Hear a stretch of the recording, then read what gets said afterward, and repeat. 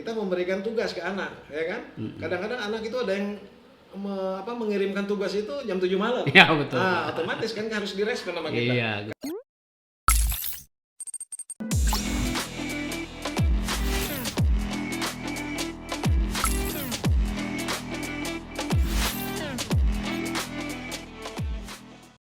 Baik, assalamualaikum warahmatullahi wabarakatuh. Semoga semuanya sehat untuk Anda semuanya. Alhamdulillah kali ini kita bisa ketemu kembali di Skada Podcast 77.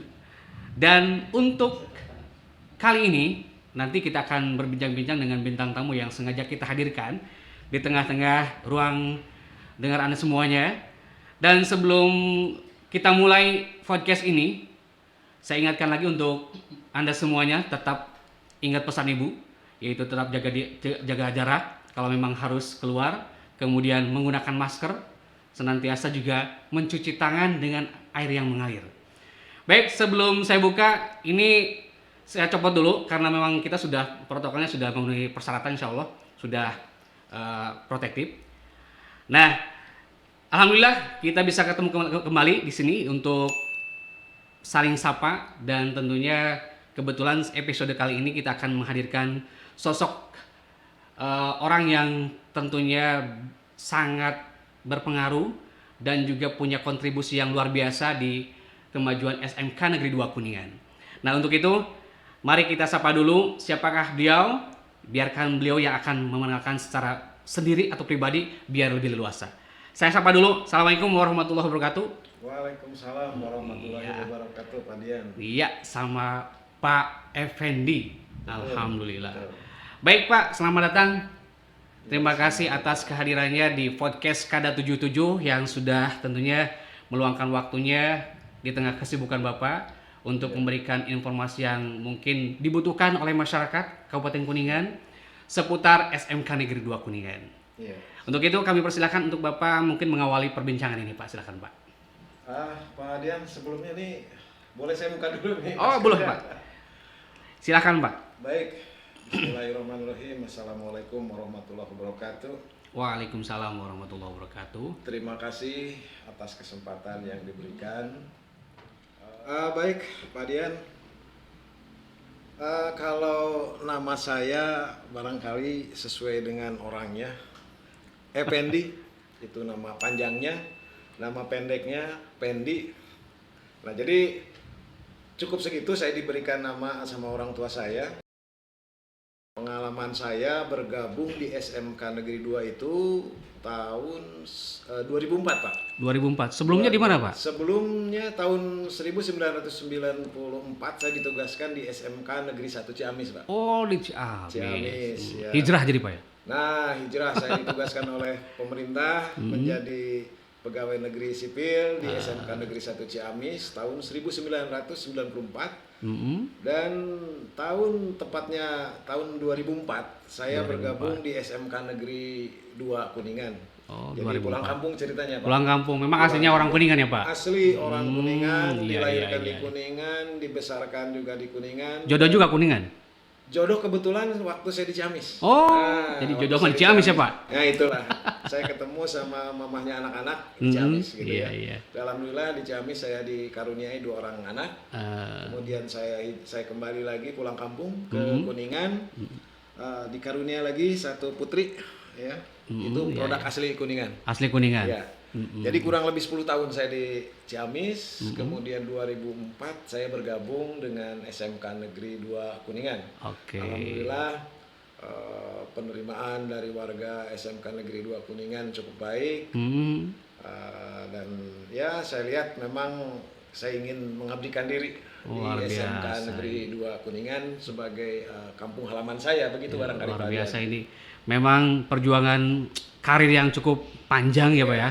Lumayan. Diawali dengan hijrahnya dari Ciamis, Ciamis. Kuningan dulu, Ciamis dulu, kemudian ke Kuningan lagi, gitu ya. Luar biasa. Ada yang saya tanyakan Pak ini, apa sih perbedaannya antara SMK yang di sana dengan yang di sini, Pak? Apa kelebihan, kekurangannya mungkin boleh di-share lah, gitu. Atau mungkin ada sesuatu yang berbeda apa gitu kan? Silahkan, Pak. Ya. Kalau secara lembaga barangkali yang namanya SMK ya, yang notabene dulunya SMEA Pak. Semea, betul SMEA betul dulu Semea. namanya Iya. ya.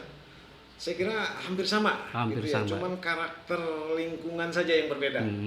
Ciamis lebih ke menonjol karena wilayah Priangan Timur, sementara Kuningan itu lebih ke Pantura. Betul, Nah, betul. jadi kalau dari sisi iklim ya hampir sama lah Hampir Ciamis sama. dengan Kuningan, cuman barangkali sisi yang lainnya itu Kuningan lebih ke apa namanya Pantura yang Pantura. relatif dari sisi bahasa saja Betul, berbeda. betul. Dialeknya Iya, juga ada dialeknya perbedaan, berbeda. aksennya Pak ya. Betul, betul Pak. Iya, Betul, betul. Nah, Jadi kalau Ciamis memang Priangan, beda gitu kan Pak. Iya, betul. Bahasanya kalau bahasa Sundanya itu lentong nak benten gitu. Iya, betul, Gitu. betul, lentongnya. Iya, Iya, Pak. luar biasa. Alhamdulillah berarti secara akademis atau secara instansi memang tidak ada yang terlalu Tidak, berbeda ya Pak. betul, Cuman mungkin kesannya memang semua institusi itu sama. Di Iya, sana sama. pada saat itu motifnya atau niatnya memang mengabdi ya Pak ya. Iya, betul, betul. Nah, kali ini yang ingin saya tanyakan Pak, kalau di Skada berarti sudah berapa tahun kalau dihitung-hitung 2000? Kalau dihitung-hitung kurang lebih saya dari 2004 ya sekarang. 2004 kan 2021 ya Pak ya. 21 ya Hampir berapa? 17 tahun nih 17 Pak. tahunan, 17 ya, luar 17 biasa tahunan, ini. ya. Ini karir yang luar biasa Pak. Iya, Pak. Betul. Nah, yang ingin saya tanyakan dan saya minta ilmu dari Bapak. Boleh Pak lah untuk sedikit bercerita mungkin kisah di SMK Negeri 2 Kuningan sampai saat ini menjabat sebagai Wakasek Sarana Prasarana. Iya, baik.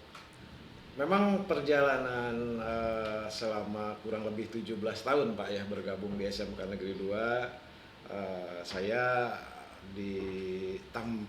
diberi tugas tambahan ya. Iya, Sebelumnya saya pernah menjadi wali kelas ya kan.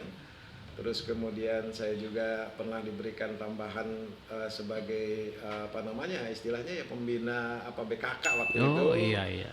Terus juga pernah juga membantu atau sebagai staf di WMM waktu itu. Terus kemudian juga pernah juga di staf Humas Subin. Oh pernah di Ya, Humas pernah Subin juga. Dan kemudian yang terakhir ini sejak tahun ajaran 2012-2013 saya diberikan kepercayaan oleh pimpinan waktu itu almarhum Bapak Hendi. Bapak Hendi. Ya, Pak Hendi Caca Sukarsa. Betul Beliau Pak. mengamanati saya untuk membantu beliau di bidang sarana prasarana. Dan berarti udah 4 kepala sekolah Luar dengan yang biasa. sekarang Pak Didin Betul. membantu beliau di bidang sarana prasarana itu Pak barangkali. Luar biasa. Ini memang pengabdiannya tidak ujuk-ujuk ya Pak ya. Iya, Jadi karirnya memang ini buat teman-teman semuanya, Iya. yang namanya karir itu tidak langsung jadi. Iya. Yang namanya kesuksesan tidak langsung jadi. Ada proses yang harus dilalui tahap demi tahap. Iya. Terbukti dari mulai ngajar, ada beban tugas tambahan ya Pak ya. Betul, Sampai sekarang diamanahi sebagai Wakasek Sarana Prasarana yang cukup lama. Berarti amanahnya sangat luar biasa. Dipercaya gitu ya. Alhamdulillah. Iya. Nah, kita ingin tahu nih, saat ini kan Bapak sudah lama artinya di Skada ini udah punya program-program unggulan lah, khususnya di bagian-bagian sarana dan prasarana. Boleh disampaikan Pak, nih program unggulannya apa saja nih? Sebelumnya atau sekarang sedang dirintis apa dan nanti kira-kira punya rencana apa? Meskipun mungkin nanti suatu saat misalkan Bapak dipercaya atau diamanahi menjadi kepala sekolah, barangkali meninggalkan program yang luar biasa buat Skada ini Pak mungkin. Baik. Barangkali sederhananya ketika saya diamanati untuk membantu sebagai wakil kepala sekolah gitu ya, membantu kepala sekolah. Jadi artinya saya harus fokus kepada tugas saya membantu pimpinan khususnya di bidang sarana prasarana. Tentunya sudah banyak hal yang dilakukan. Iya. Ya, karena saya harus membantu beliau dalam rangka memenuhi kebutuhan pendidikan. Betul. Dalam hal sarana prasarana, baik itu untuk pendidikannya atau akademisnya, termasuk juga fisiknya. Alhamdulillah beberapa proyek yang sudah dikerjakan untuk menunjang kelangsungan daripada proses belajar mengajar, ya. tersedianya sarana praktek, Betul, ya, betul. terus kemudian ruangan kelas, termasuk prasarana untuk ekstrakurikuler dan Betul. sebagainya. Nah itu sedikit demi sedikit itu dikerjakan. Alhamdulillah sampai dengan sekarang kita bisa melihat, Betul. mungkin barangkali teman-teman semua, termasuk juga mungkin para siswa bisa merasakan bagaimana kondisi SMK sekarang yang alhamdulillah dari waktu ke waktu ya sarananya dilengkapi sesuai dengan kebutuhan. Kebutuhan, Pak. Dan bahkan untuk ke depan dengan Bapak pimpinan Bapak Kepala Sekolah yang baru ini, Iya. banyak program-program yang akan dilaksanakan. Sekarang sedang membenahi diantaranya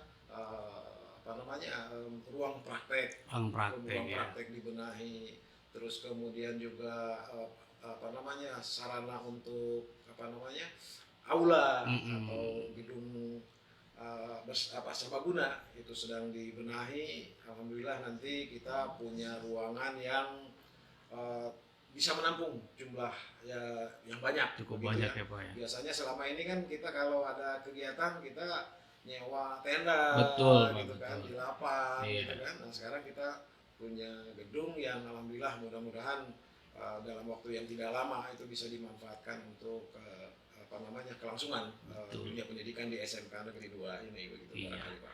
Saya yakin teman-teman yang ada di rumah, ya, baik mungkin teman-teman guru juga masyarakat yang di Kabupaten Kuningan, penasaran nih. Tadi yang sudah disampaikan oleh Pak Effendi ini sebagai Wakasek Sarana dan Prasarana SMK Negeri 2 Kuningan, Iya. jadi udah menjabarkan secara umum. Nanti akan lebih jelas lagi, kira-kira apa saja kelasnya, ada berapa nih, fasilitas apa saja. Itu akan dijelaskan secara detail di podcast 77 SMK Negeri 2 Kuningan.